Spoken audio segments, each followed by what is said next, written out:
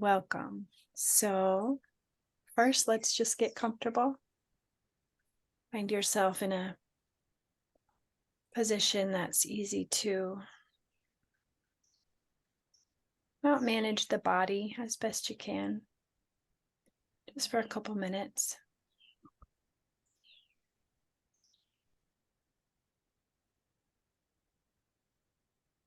So we can focus on the experience of just being present.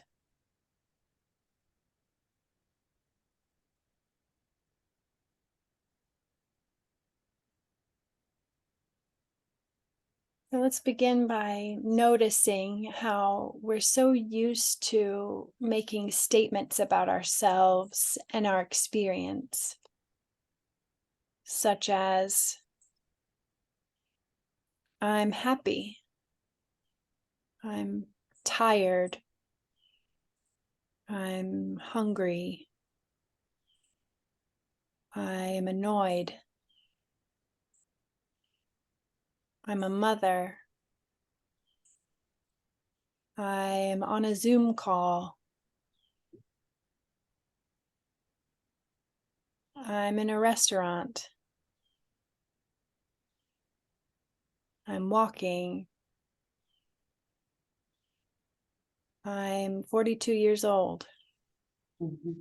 So first, just notice how often we make statements like this about ourself and our experience.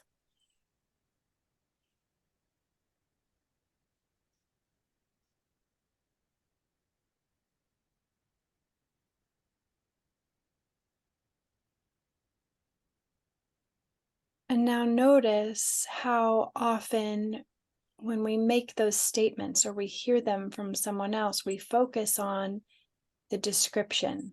We focus on the walking part or the restaurant part or the tired part. We focus on the description.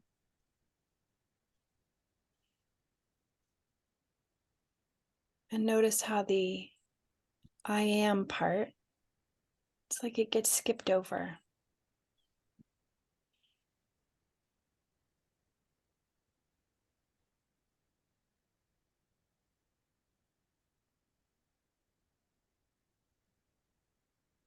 And that descriptor part, that's the part that changes, right? Notice how in all of those statements, the description changed, but the I am was the same.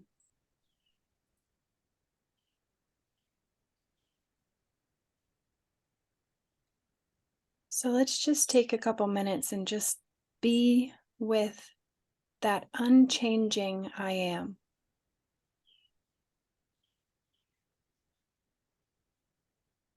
Notice how it's the same I am, whether you're walking,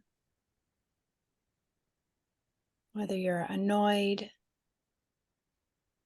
whether you're happy, whether you're hungry. Just allow yourself as best you can to rest into that unchanging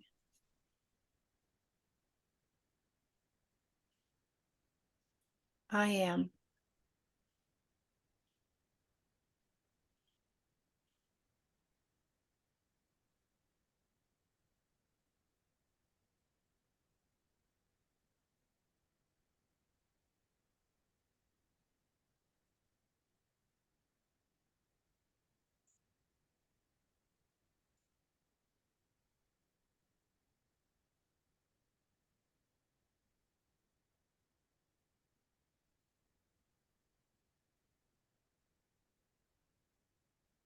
Welcome back, Kent. We're just doing our best to rest into the unchanging I am in the midst of all experience.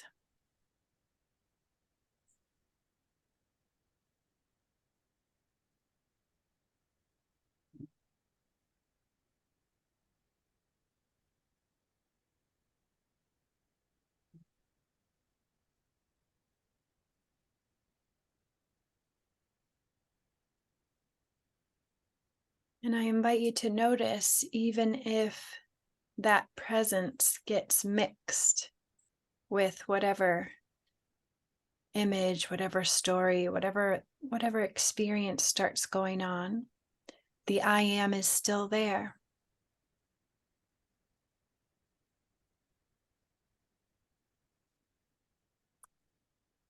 So then, just as best you can, let go of that unchanging experience just for now and come back to the unchanging.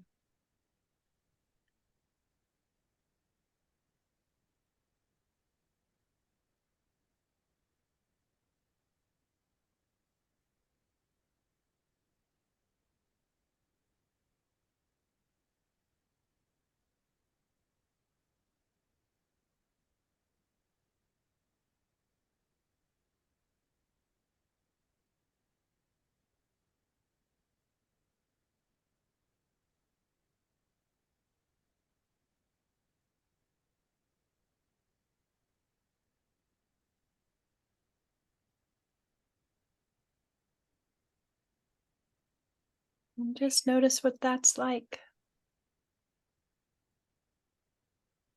when we're more focused on that unchanging experience.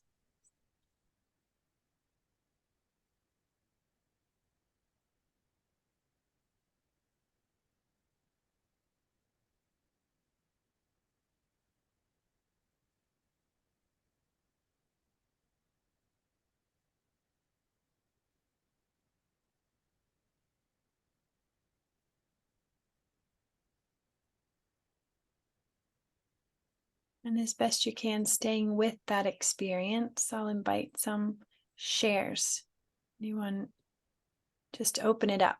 Anyone care to share anything you noticed from that?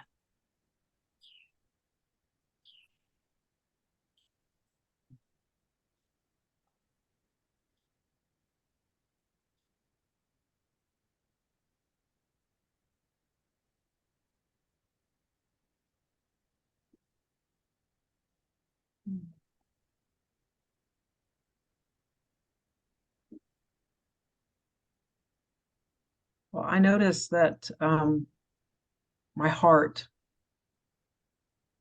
beats differently. And so it flutters. When I go, the ability to tap in, as we just did, it almost feels like my heart has palpitations. So it's simultaneously interesting to notice, and yet it's a key that I'm tapping into that I am presence. It's a good it's a good barometer for me, I guess. Mm. So I felt that. Mm. Yeah. It's like my heart's opening, I think it's really how um, I articulated. It's a heart opening, Yeah. but physically it's there and it's really beautiful. Yeah. Mm. That's the sense that I was getting too. Like it was like, oh, that feels like spaciousness. Yeah. And that's something that I definitely notice. It's like my whole presence, my whole being becomes more spacious rather than constricted and limited to this thing, this shape, this way. Just so spacious. Mm.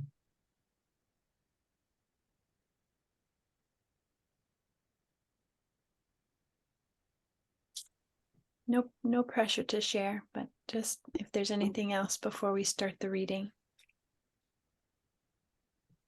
I just wanted to share one little thing in that spaciousness that you're talking about and being in the self is where it's so much easier to grasp that I am everything and I am nothing. I am all of it and I am none of it. That sweet mystery in that place makes more sense to me. Mhm. Yeah. Yeah. Yeah, me too.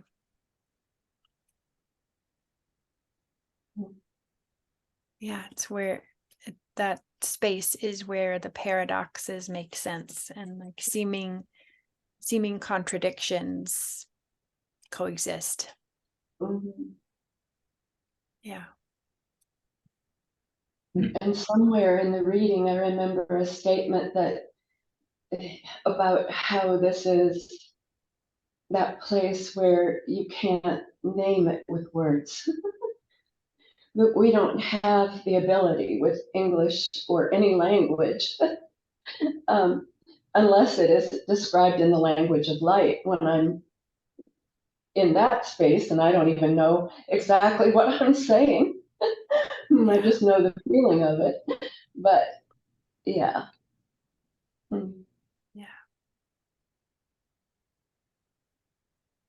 Mm. Thank you. Yeah. So let's move into the reading itself. So first I want to just offer thanks and recognition to Rupert Spira, who brought in this material through his own depth of study, and just acknowledge his teachers, those who have come before him, and whatever guides and allies that he's connected to that allow his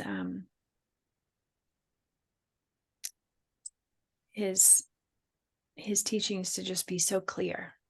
Really appreciate Rupert Spira. And I want to first, before we get into chapter 1, just read a section from the note to the reader. And so this will be a note to us. So just the second paragraph of the note to the reader says, meditation takes place in the space between words, although it remains present during the words themselves. Therefore, these contemplations were originally spoken with long silences between almost every sentence, allowing listeners time to explore the statements in their own experience. The meditations in this book have been laid out with numerous breaks between sentences and sections in order to invite and facilitate a similarly contemplative approach. So, what I'm going to invite us to do is we'll read out loud each section, and I'm considering each section to be the paragraphs, and then there's a break with 3 asterisks. So I consider that to be one section.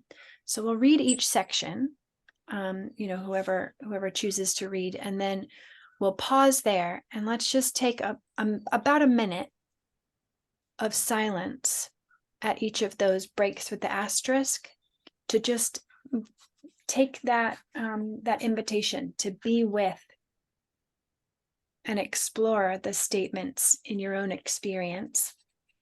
And then we'll move into discussion of each section.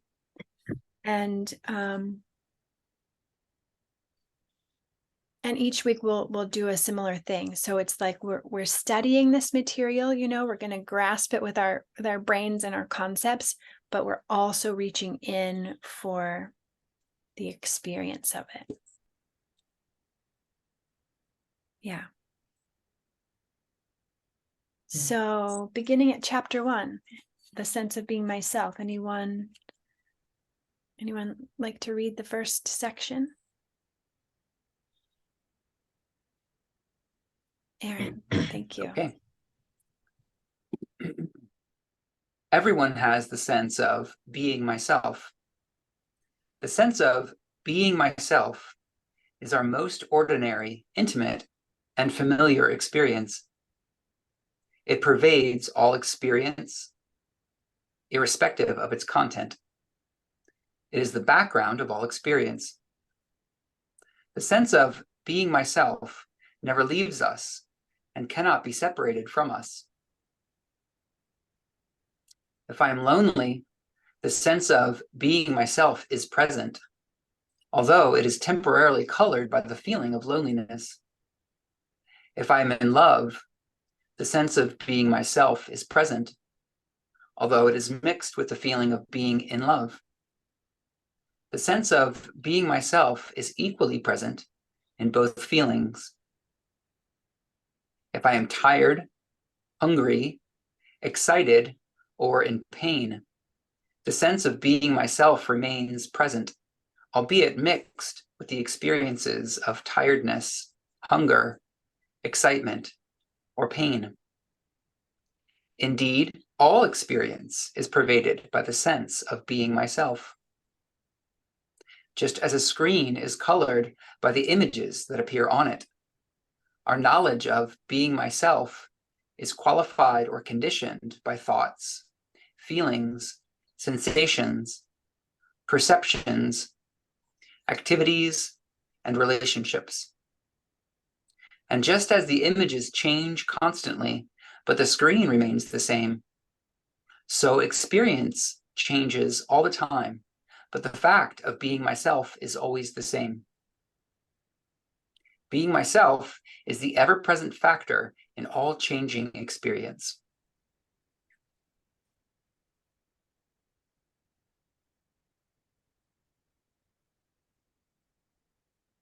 And we'll just be with that for about a minute.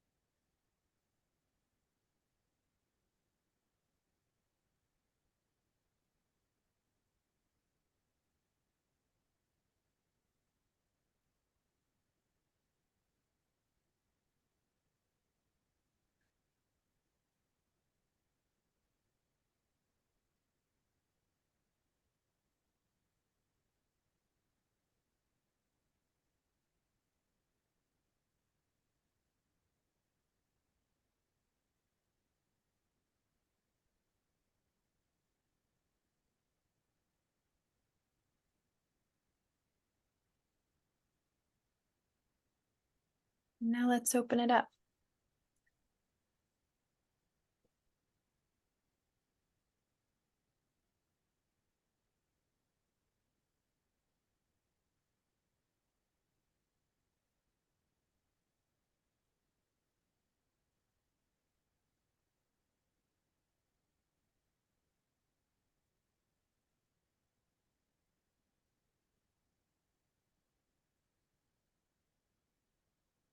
Anything you notice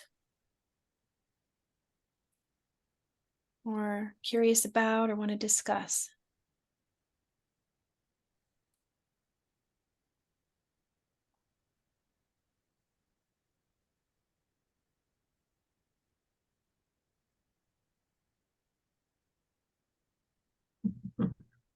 All right. Go ahead, Caroline. Yeah, I don't know. The title of the book, Being Myself. Um, I guess I've struggled a little bit. I got the book on Friday and I did the reading and I really connected to this first chapter. But I don't know. I understand what Spira is saying about everyone has this sense of being myself. But I come back to this thought that who is this myself? Like along this path, I've practiced being aware of my being, I suppose.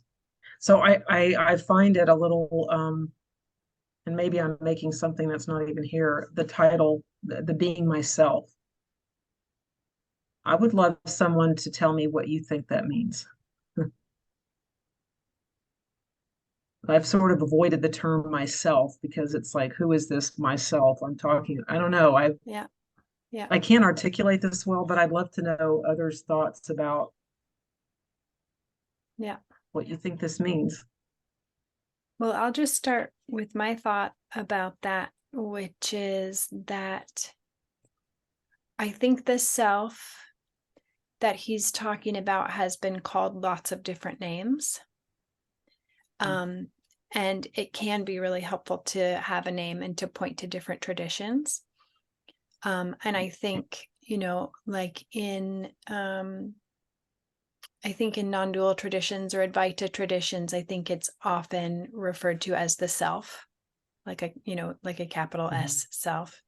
And I also think in like Buddhist traditions, what he's pointing to is referred to as the no self, which is like the spacious beingness that is the oneness, so it's experienced as the no self. So I think there's a lot of different ways that it has been called, and then we can call it. And yeah, it can certainly be helpful to have an like a mental grasp of it. And I would love the discussion to go there. And I also would invite us to stay connected to that sense of self, even as we're trying to understand what it is. So that's my piece. Kent, do you have a separate comment, or is it a reply to Caroline? Yeah, I have a response to Caroline. Great. So I think of myself as being the locus of my perception. Does that make sense? So Yeah. we all, in order to have experiences, we all have to have a locus of perception from which to experience, right? And I believe that'll be the case even when there's no veil, even when the veil has lifted. We still need to have a locus of perception in order to perceive things and experience things. So that's what I think of as myself, the locus of my perception and experience.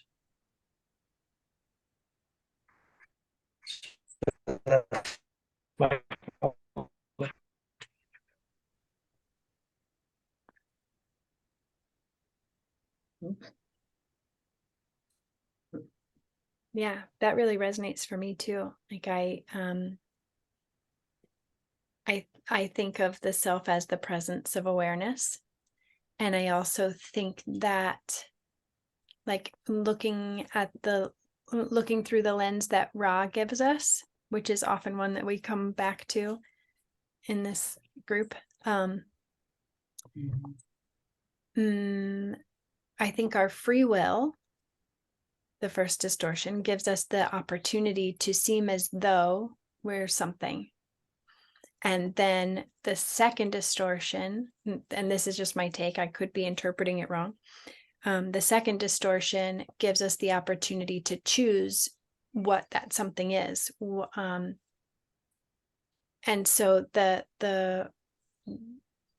ability to filter through our free will gets to choose what we're filtering. And so it's the ability to focus our attention. And I've learned from Rupert Spira and also other mystics that the presence of awareness in this density of illusion seems to want to identify. It seems to have some sort of like magnetism towards bodies, for instance, and to like, carry around the experience of a body. And that's useful. And what it comes down to is that the focus of experience or the presence of awareness is the self. There.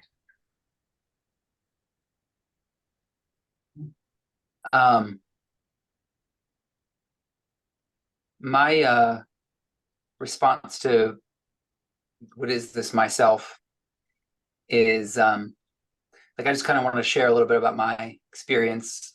I haven't studied Rupert Spira as much as BJ has, but I have a bit, and I find his teachings to be so generous. There's like a generosity to them, because the way I experience him is that he's done decades of work kind of going through these different traditions, being a student of these different traditions to really be on the direct path and try to discover the nature of self. And now having done that, it's having had a fair amount of success in that for himself, turn around and offer that to others. And the generosity that I experience is that he's not leaning on any like crutches or drawing from any like mental, I don't know what I'm trying to say, tricks or something. He's not trying to hold himself up as anything special. He just happens to have had these experiences of making contact with his true nature. And so it's just like being myself. It's just like, it's like the simplest possible way of expressing what he's trying to say is how I take it. Like there's no trick in it. Like sometimes traditions will will define a technical, have a technical definition of self, like BJ was naming, like, okay, self in our tradition means this. And it may not necessarily be the colloquial way that we use myself. And here it's so simple. It's like he just means it the way that we tend to use it. It's so accessible to me, and it feels very generous. Anyway, that's what I wanted to say. There's no tricks in it. There's no deeper meaning to myself. He just means when I say myself, that's what he means. Yeah, I've also heard him say, like a lot of times people, especially from Buddhist traditions, will ask him questions about like, why do you find it useful to use I or I am? Because I have been, steeped in the tradition of, like in some ways, like snuffing that out or seeing how that's an illusion. And what I've heard from Rupert is what's useful to him about the word I and myself is that the way he says it, I think I could be interpreting him wrong or remembering him wrong. That's the only word that we have that actually points to something that we know. So when we say the word I, it takes us to the center of our experience. It also can, refer to illusion. It can refer to an idea of myself or an image of myself or something from the past. But if it's just the word I, it can be really useful because it can take us directly to what is perceiving this experience. Like as Kent said, it can point us directly to the locus of perception.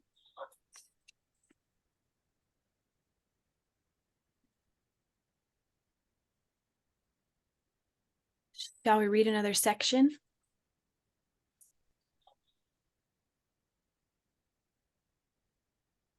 Any volunteer to read?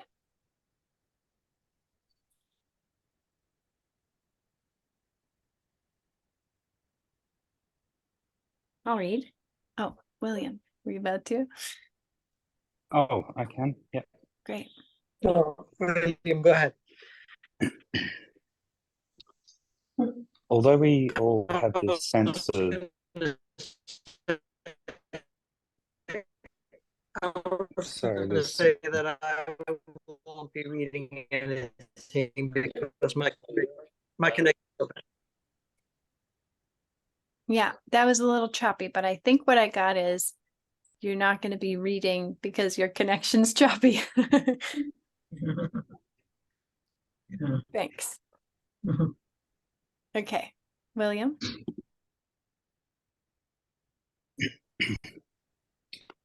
although we all have this sense of being myself, not everyone experiences their self clearly.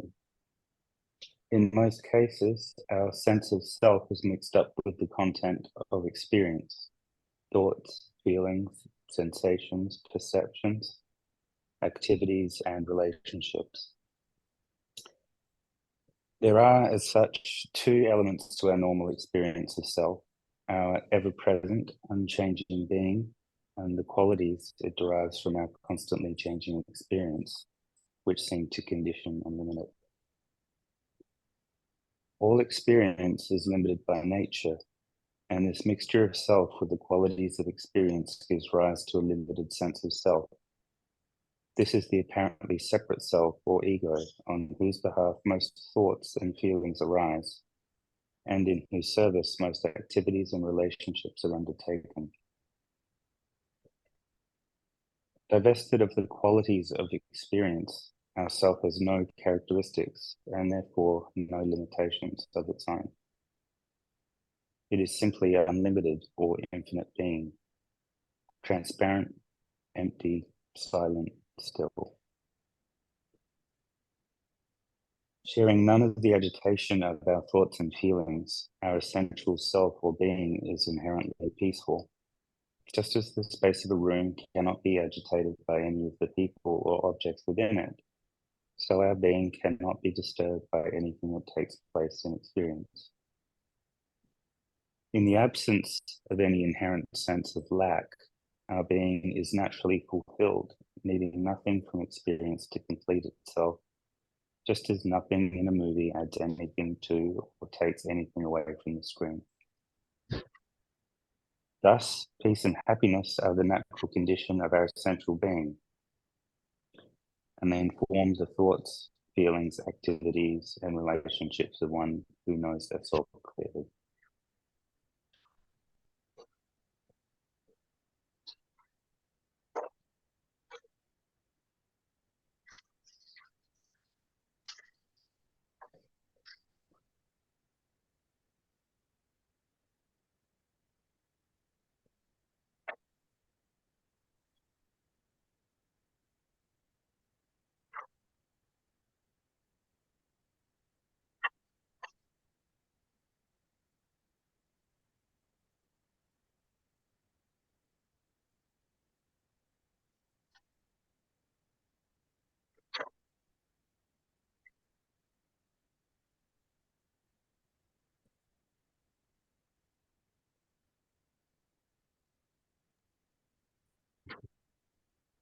All right, let's open it up.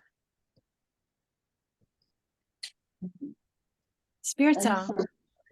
I have something to share from some of my recent experiences with the physical catalyst.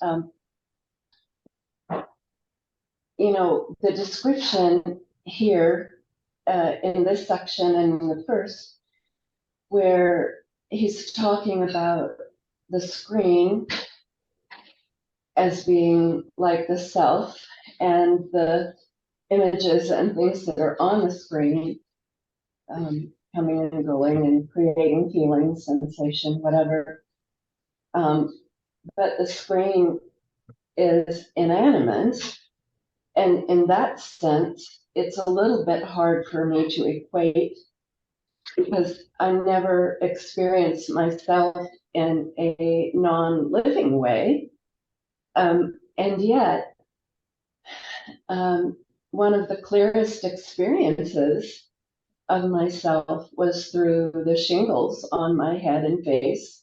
And where all night long, the whole night, I would be crazily itching and scratching without trying not to press and trying not to ruin my eye and scratching my head and spraying things all over sometimes. But all through this, when I would lay there, when I wasn't trying to do something to soothe, I would lay there hour after hour, never sleeping, but not agitated about it. It was like I was observing, like I was outside of myself, watching the being that I am doing this thing hour after hour, but not having any judgment about it or letting it be the experience of me, but just watching it. And I guess, we think a lot of times of self as that, well, I have anyway, make this personal. The part of me that stays out of judgment in peace, whether it's around something else going on around me I wish I could say I'm there all the time. I'm not, but many times I can feel it. Or whether it's my own being going through things that I'm in this completely aware space, but not that which I'm feeling, if that makes sense. Yeah. Thanks for sharing. Aaron? So I have a question about what we just read. Okay, so he says here there are as such two elements to our normal experience of self. One, our ever-present, unchanging being, and two, the qualities it derives from our constantly changing experience. Okay, so there's two elements to our normal experience. And then further down, he makes the analogy of the room. He says, just as the space of a room cannot be agitated by any of the people or objects within it, so our being cannot be disturbed by anything that takes place in experience. So in the analogy, the two things would be the room and the things inside the room, the being and the contents. But there seems to be a third thing. Like what happens? So I experience it all the time. Like, okay, I recognize there's a part of me that is undisturbed by what's happening, but there's also a part of me that does get disturbed and agitated. But it's not the contents of my experience. Yeah. So there seems to be a third thing. And I'm just curious about that, how that fits into what he's talking about here. I have a take on that, but I can open it up to anyone else first.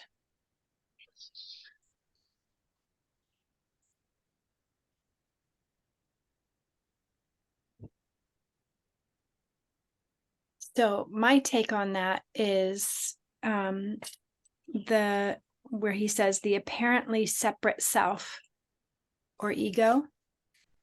So he says all experience is limited by nature. So let's say, tired or hungry or on a Zoom call.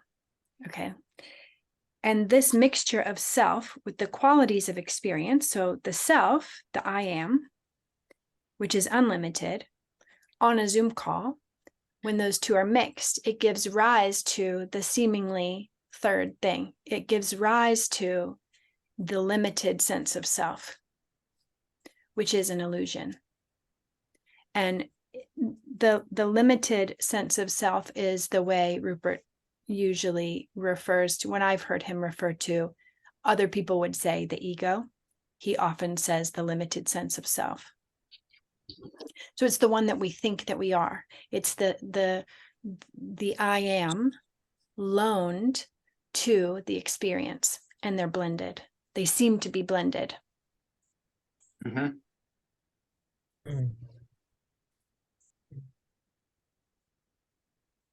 So it might be just as true to say, he might say in a talk, if we were to be able to ask him, he might say, there are as such two elements to our normal experience and a seeming third that emerges when the two blend, when the two elements blend. Yeah. Okay. That satisfies my question for now, I guess. Great. William? Oh, I was just going to have a go at the three to kind of extend Aaron's comment a little bit. So the ego self is a thing in this context. The I am is, they're not things, but is a thing, and the limited self is a mixture of the two. Is that essentially the terminology, how the terminology is being used? Because I heard you say that he refers to the ego self as the limited self, but what I'm understanding from this bit of text is that the ego self is not necessarily experience, but a thing that has a limited. No, I might convolute this. I'm Can I satisfied jump for in, the moment. William? I'm not sure if I Yeah. heard you correctly, but it seems like I'm not sure that the three objects you pointed to are the same objects that are. I'm not sure if this is a source of what's confusing you, but the two things he names are the I am and then the experiences that we have. And the seeming third thing is the ego, which is interchangeable with a limited sense of self. Okay, thank you. Yeah.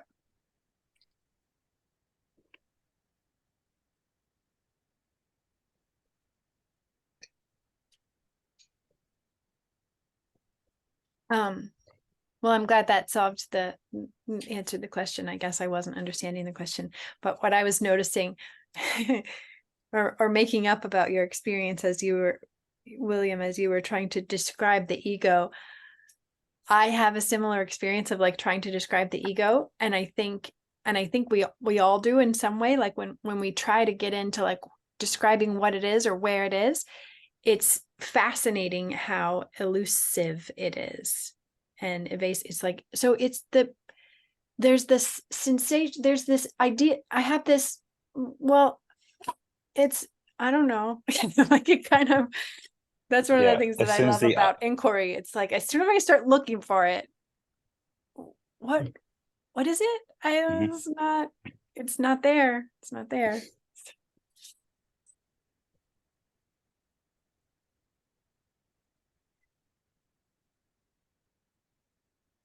So we could read the next section. We'll just keep deepening. Sound good?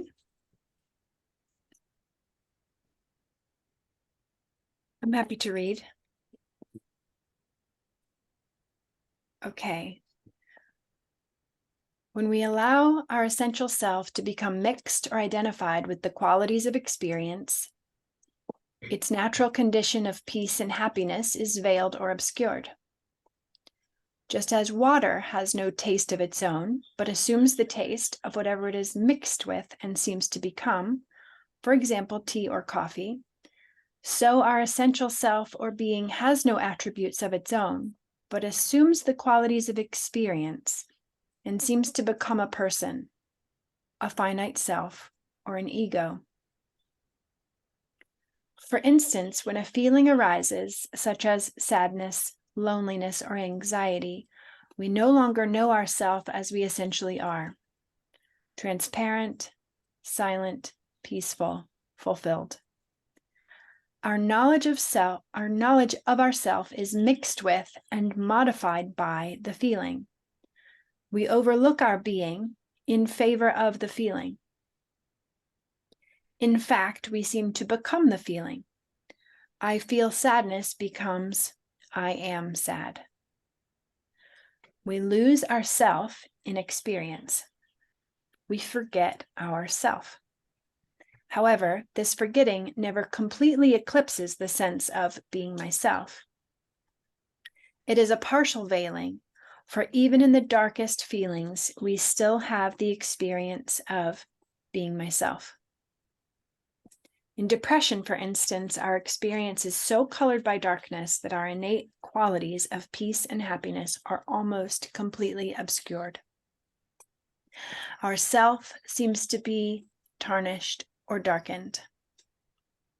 However, just as the nature of water stays the same even when mixed with tea or coffee, so our essential self remains in its pristine condition even when mixed with the content of experience. It is only necessary to stay in touch with one's essential self or being in the midst of all experience.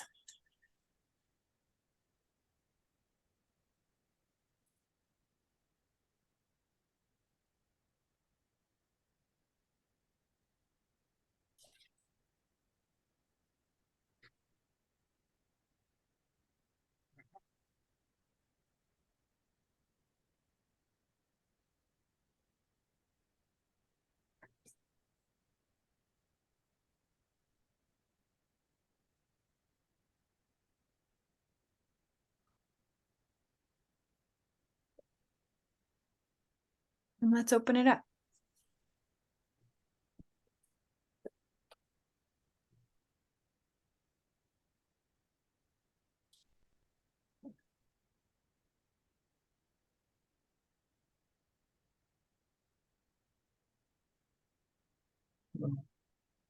Caroline, go ahead.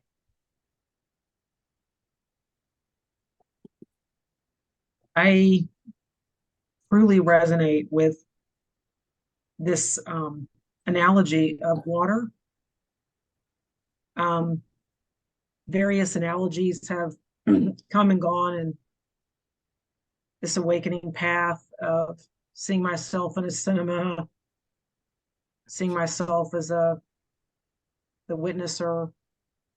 But something really touched my spirit when I read this beautiful, beautiful analogy, and I pictured myself as this pitcher of water, this water that's been here since before this incarnation. It's always been in every incarnation. But I pictured like different colors going into the water. And each of those colors, like food coloring or dye, is an experience. And when we mix basic colors together, we get another one, we get a secondary or tertiary colors. And I thought about how all that blending in the water, and this led to for me, a profound meditation when I read this prior to tonight, seeing myself, seeing my I am presence as a pitcher of water. That has given me a level up, really deeply connected to this analogy. And I find that it will always be there. I love the notion that whatever experiences I'm having in this lifetime, that beautiful state of this clear glass of pitcher of water has been here for thousands of years. And every time I pour another color in there, I'm adding another experience and changing.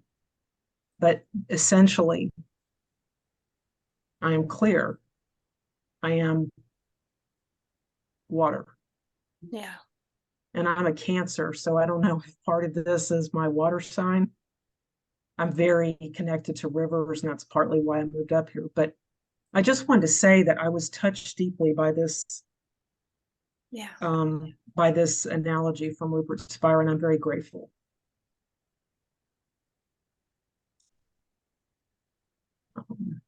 So thank you. Yeah, I'm glad you were touched.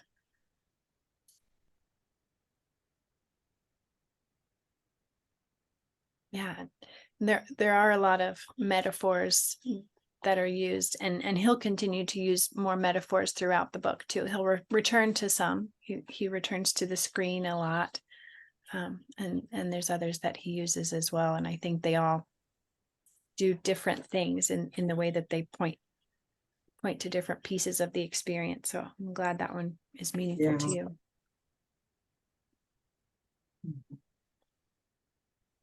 I also enjoy and appreciate, sorry for jumping in line, I just enjoy and appreciate the metaphors a lot. I find them very helpful because what he's pointing at has no qualities of its own. And so it's so difficult to discuss, and it's even so difficult to like notice, in my experience, like in my meditative practice of trying to notice and be aware of being aware and these sorts of things. It's like, it's so subtle. It's like the most subtle thing. It's very difficult to describe, and sometimes it's difficult for me to like guide myself into what I'm seeking. And so I find the metaphors really helpful. And for me, the metaphor of the screen has a quality that's really helpful because it's easy for me to imagine the movie that's being projected on the screen ending or being turned off, and then there's the screen again. Somehow that metaphor is the one that of the ones we've read so far seems to be I get the most mileage out of. But anyway, I just wanted to add on to, I also appreciate the metaphors a lot. I find them very helpful. Kent, and then So Spirit what Song. this, We'll go to you next. so what this section reminded me of was the importance of meditation. And meditation is in taking a break from experience in order to just be with myself or the self. And I listened to a mindfulness teacher one time. He was speaking on this topic of how important it is for all of us to have a time in practice, as he called it, as opposed to taking a time out. He said we all need to have a time in practice. And that can be a form of meditation, but for some people it might be prayer.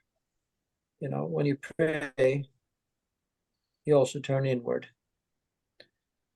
And you turn away from the external experience, external stimulus. And he was saying how this this habit of having a time in moments is getting more and more rare, because a lot of people are very addicted to constantly having something that grabs their attention with their cell phones and social media and movies and TV shows and Netflix and whatever it may be. So it is ever more important than ever for people to have a time in practice to get away from the constant bombardment of never-ending experience. So yeah, that's what I was reminded of in this session. Yeah. Thank you. Spirit Song? Yeah, I'm hoping I can explain this or share. It's hard with words sometimes to share something that I feel I perceive, but I've got to find words. One thing that was fascinating to me, Caroline, is I don't think everybody is, I'm an astrologer, but I don't think everybody is going to see things colored through their sun sign or other signs, and yet we do through all of them. But I'm a Libra. I'm an air sign by this placement of the sun. And it's interesting because air makes sense to me in my beingness. I'm somehow in everything, but I'm not that. And that's great mystery, how air can be in solid things, but more and more with the way scientists can use different aspects to understand things, there is constantly some reminder somehow that we're all one, everything is one. There is nothing that doesn't exist or exists apart from everything else. We're all mixed up. We're a big pot of soup. And yet we appear to be separate. But I still have to sit with that. I don't know if this being ever uses air as an analogy or not, but that came to me when you shared, Carolyn, with your water essence, that makes sense. Yeah. Thank you.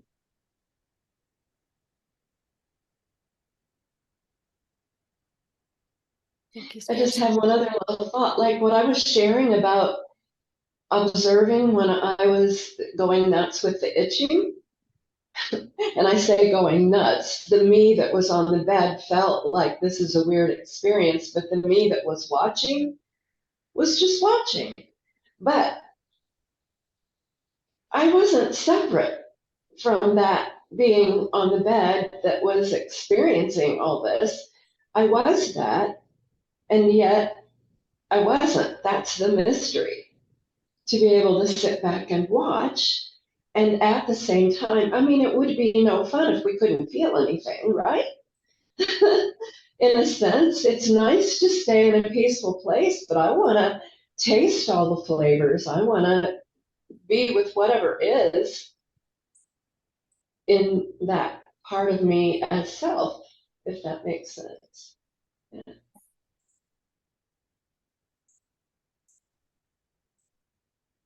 Yeah, that makes a lot of sense to me. I've had a similar kind of experience of being with myself in a way that I think kind of mirrors how it comes through Ra to talk about the brothers and sisters of sorrow. Like there's such a dedication to the sorrow and the suffering, and I feel that with myself sometimes, like in the midst of suffering, like if this one seems to be suffering, there's another part of me somehow that isn't suffering and that is so dedicated and so loving, like unconditionally loving of this one. And it's just fascinating. It's like, wow, I get this really up close view of suffering. Amazing. And that's not what I am. And yet I'm so dedicated to the one who seems like she's suffering. Yes. Anyway, yeah, I've had an experience that seems somehow parallel to what you're sharing. Aaron. I'm gonna offer a little time check. We're halfway through the reading, but we're more than halfway through our time. So if we do want to get through other reading, we should move on. Let's move on. Mm-hmm. Anyone care to read the next section? Caroline. Okay. Feeling limited, the separate self or ego is prone to vulnerability and insecurity, and thus it seeks to defend itself. This is the impulse behind emotional reactivity. It is an attempt to restore the equilibrium that is the natural condition of our essential self or being. Being vulnerable, the separate self or ego is inclined to feel unconfident, inferior, and unloved. And in an attempt to reestablish the dignity inherent in our true nature, it seeks to, I don't know that word. Aggrandize, thank you, itself. Yeah. This is the impulse behind most complaining and criticizing and judging. And feeling incomplete, the separate self or ego is given to a sense of insufficiency, inadequacy, and unsatisfactoriness. And in an attempt to recover its natural condition of wholeness, it seeks fulfillment through the acquisition of objects, substances, activities, states of mind, or relationships. Thus, the separate self or ego lives in a constant state of lack, a chronic and pervasive sense of insufficiency, punctuated by periods of acute distress. This suffering is the inevitable consequence of the overlooking or forgetting of our true self. The depth of the suffering depends upon the extent of the amnesia, that is, the degree to which we allow the current feeling or experience to veil the peace and happiness at the core of our being. Just as suffering is inevitable for the apparently separate self or ego, so resistance and seeking are the two activities that govern its thoughts, feelings, activities, and relationships as it attempts to restore its innate peace and happiness. Little does the separate self realize that what it truly longs for is not to defend or fulfill the entity it imagines itself to be, but to be divested of its apparent limitations and return to its natural condition.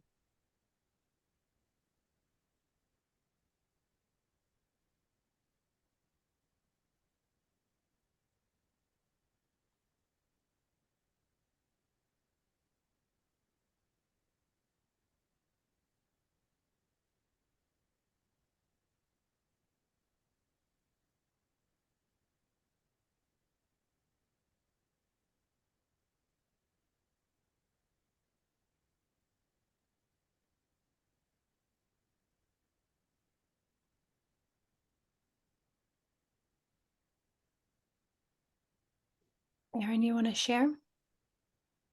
Yeah.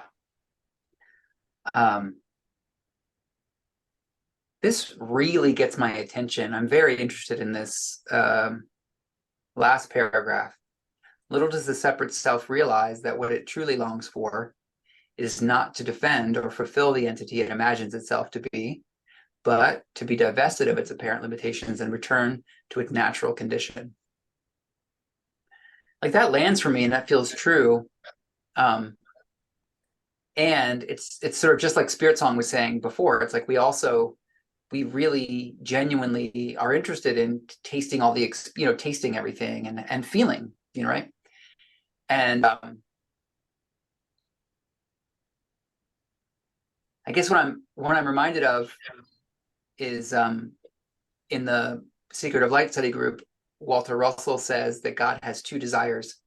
There's the desire to come into form so that it can have experience, and there's also the desire to be one and to be undivided. And that's quite a paradox. That seems to be the nature of the paradox we get into here when we think about and we're investigating the sort of like where suffering comes from. And like it seems to me that I don't know, I'm just so interested, and I'd love to hear other people's thoughts on this, but it doesn't feel like a mistake. It doesn't feel like suffering is actually an error in the model. It feels like it's designed. It feels like it's it's a purposeful part of the model, and it must be part of what the creator is interested in, is to also experience suffering, because there it is. It's so common. Yeah, so it's like, yeah, I agree that this, what we truly long for is to be in our natural state and to be connected to peace and harmony and happiness and joy. And it seems also like we're genuinely and authentically interested in the suffering that comes along with identifying with the experiences that we have somehow. And I just wonder what other people think about that.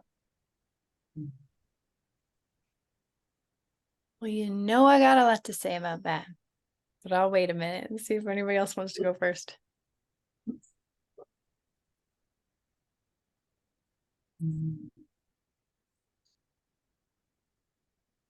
Well, I find the paradox of like love being in this paradox of love and freedom.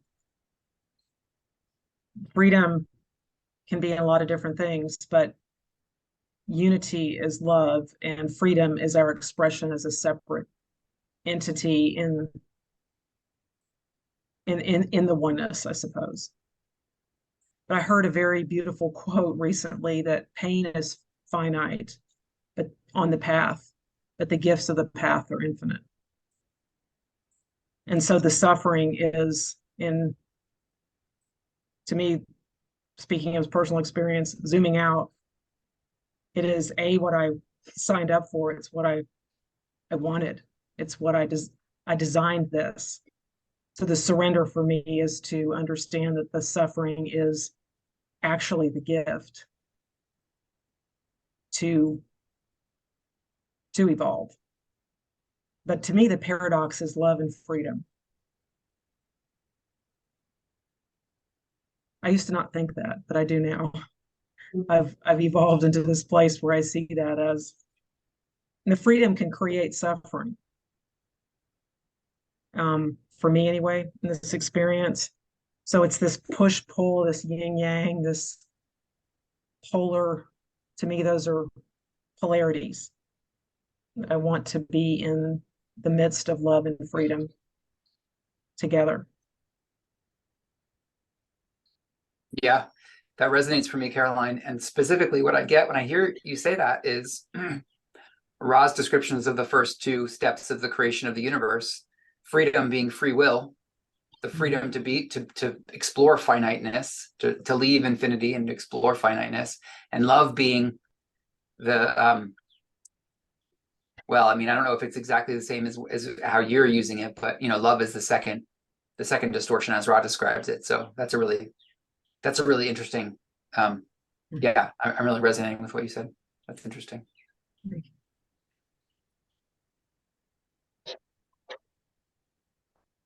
So my thought about it too is, yeah, I resonate with what you shared too, Caroline. And I think that, like what I think Rupert is pointing to isn't taking us away from the experience of being in form. It's just recognizing the truth of it. So I think, like, suffering in the midst of being in form is optional, and suffering is such a gift, because it only is pointing us towards the awareness that what we're focusing on and the way we're focusing on it is not true for ourselves. We're still free to do it. I'm still free to suffer. I'm still free to continue whatever trajectory I'm on. But it's going to hurt if it opposes my nature, is my understanding. And to that extent, I might be interested in suffering, like if I'm interested in opposing my nature. And I also think that, we can sort of resolve that paradox, the paradox of wanting to be in form and also to be all of it. And in resolving that paradox, that is the experience that I think he's pointing to of our true nature, of existing in the peace and happiness of our true nature. Like when we're in that place, that that doesn't negate the form. I think it is the place where both are married, kind of like what Spirit Song was saying. It's like, it's where I realize that I'm everything and nothing.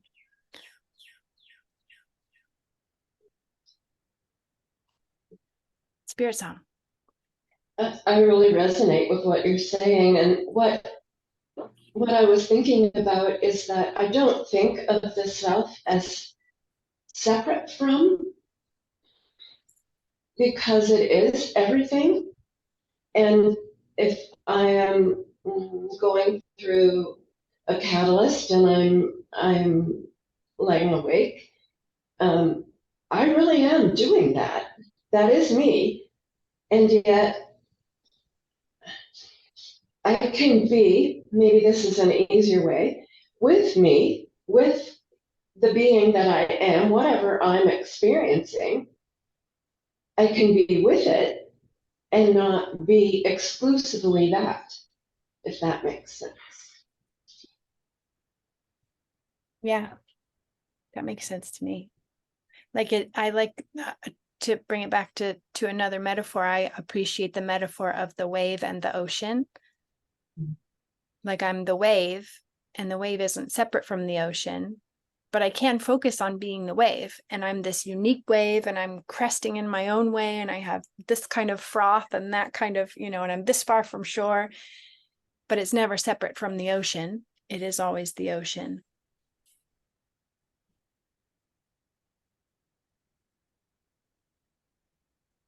William. I love this section. It helps reconnect me with a very strong sense of compassion for, first of all, myself, when I forget why I'm suffering, but very much for people that I might interact with, who in states of anger or unkindness, or whatever the negative behavior might be, because they don't realize why they're suffering. And I think this is the amnesia that Rupert refers to understand that somebody doesn't, for me, at this point now, if I start to suffer, in a sense, I become a bit angry, or agitated or hurt, I can use that to go, oh, all right, reorient, rebalance, and find a certain place. So I have this sense of compassion for those who don't yet realize that there is this place, and that the suffering is then perpetually attempted to be quelled with outward reaching. And yeah, I have quite a bit of direct experience with people lensing through pain, and it's profoundly it's important and very good to be able to anchor into this sense of compassion, and it's just stated so simply. I think I've said what I mean. Sorry, my words are a little off this morning. I Did think that I I make resonate sense? with understand that. you. Yeah, I understand that, William, and I resonate with that too. That way that what he just wrote helps me have compassion. I resonate with that.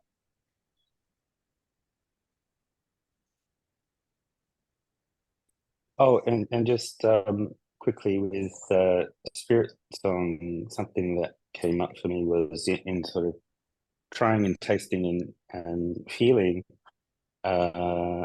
this distinction between I taste this thing and versus I'm the person that tastes the thing. So we can have all these experiences without needing to make a story about how we are the thing that's having the experience. Yeah.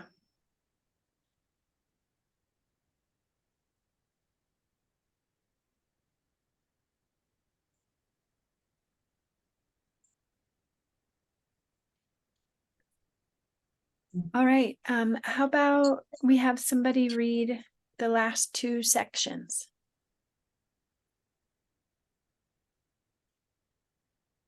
Aaron, thank you. Okay.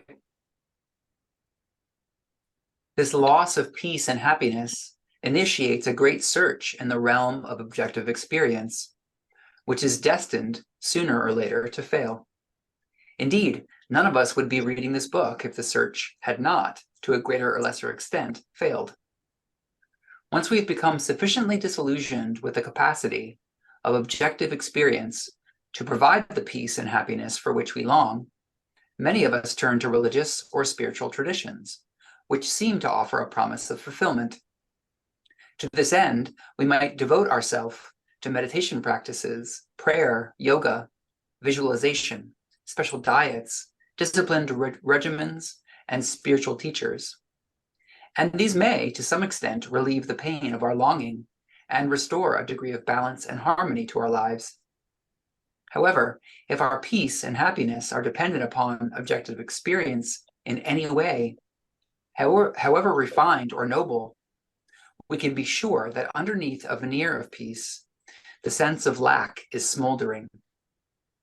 Sooner or later, we must have the clarity and courage to return from the adventure of experience and come back to ourself. The great secret that lies at the heart of all the main religious and spiritual traditions is the understanding that the peace and happiness for which all people long can never be delivered via objective experience. It can only be found in ourself, in the depths of our being. Shall I continue? Yes, please. Okay. The separate self or ego is the apparent entity that arises from the intermingling of ourself with the limitations of experience.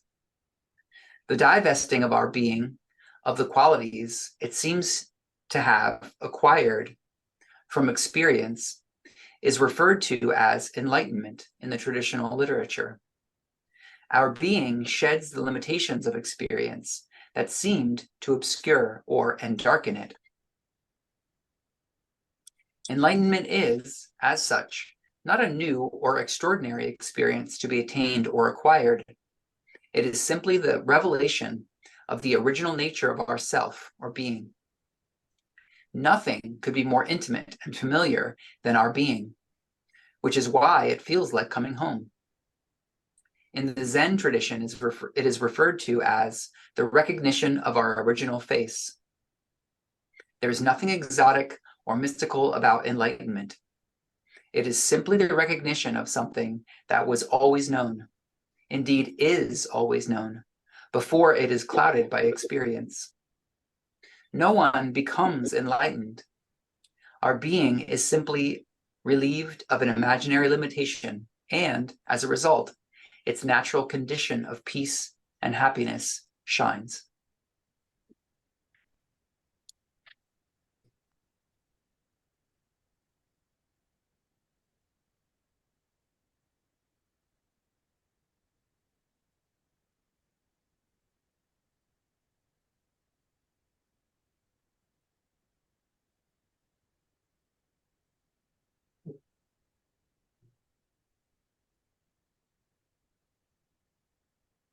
So let's open it up.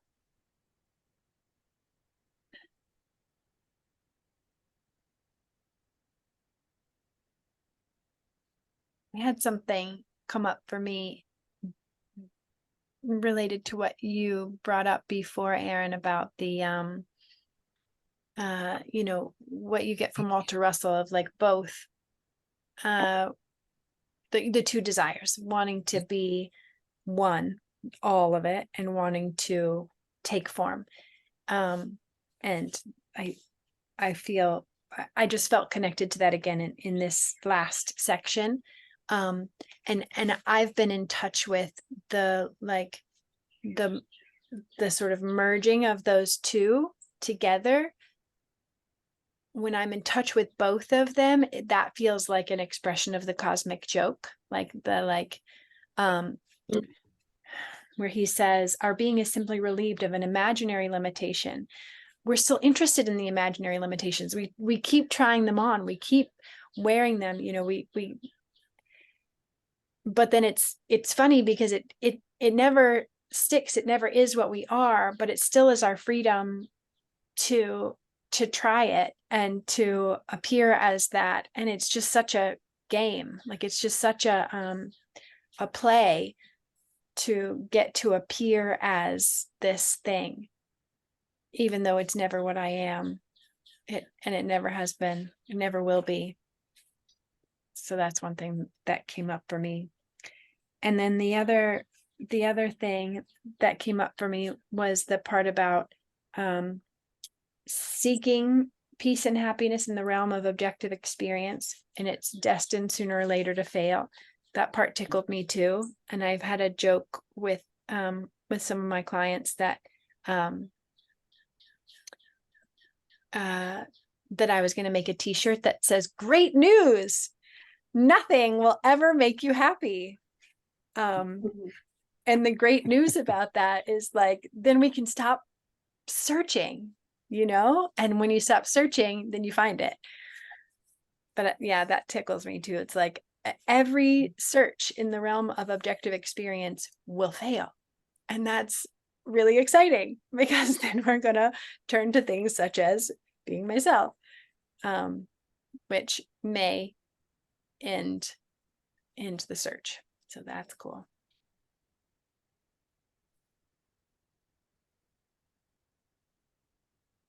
It's funny.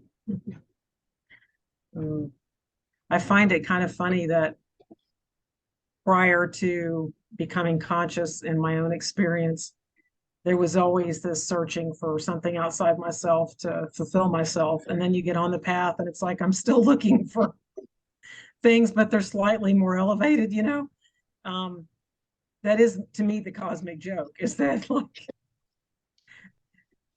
all right, so there is no hierarchy in illusion, as ACIM often says.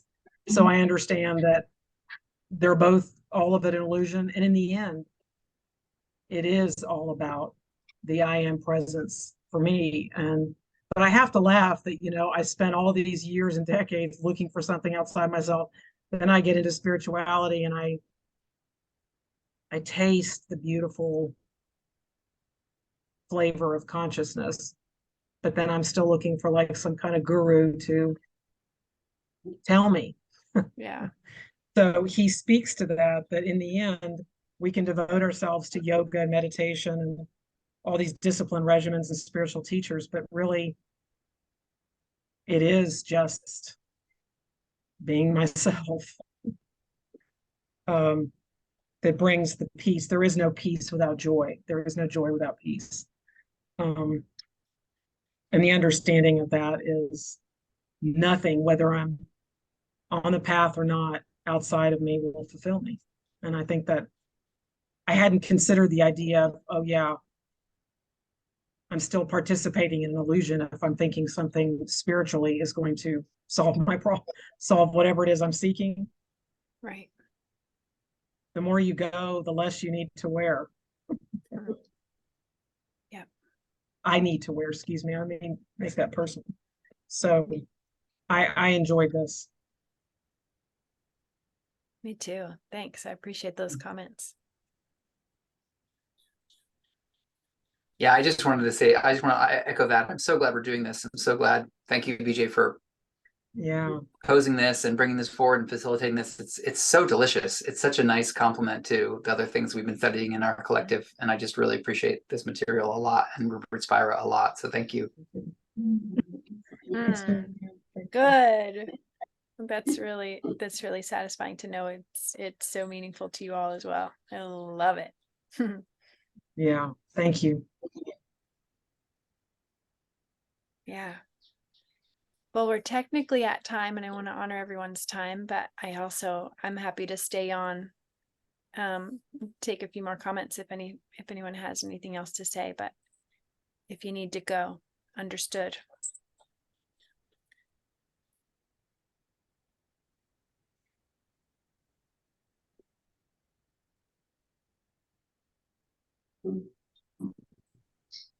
I just want to say how thankful I am to be able to be here. I've felt so a sense of missing you all and knowing that what I'm experiencing is perfect for what I need now, or I wouldn't be experiencing it. I live in that sense of trust. That's what it is for me. You know, that's one of my key words is trust. I believe in the essence of beauty and goodness in everything, no matter what it looks like.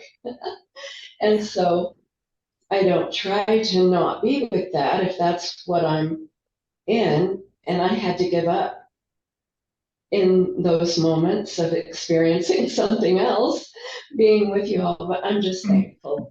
And this is such, like you said, Erin, I think you used the word juiciness. It is.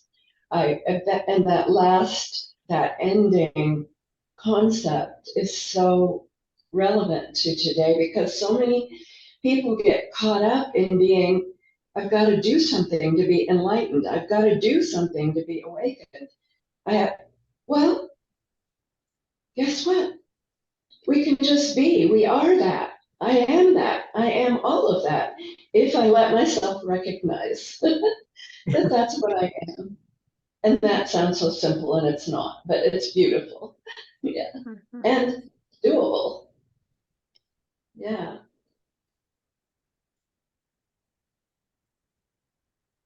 I'm so glad you're with us too, Spirit Song. Thank you. I'm going to go and immerse myself in experience now. So thank you, BJ. And thank you, everybody. I love you all. Love you too, Kent. Love you, Kent. Love you all. Bye. Thank you.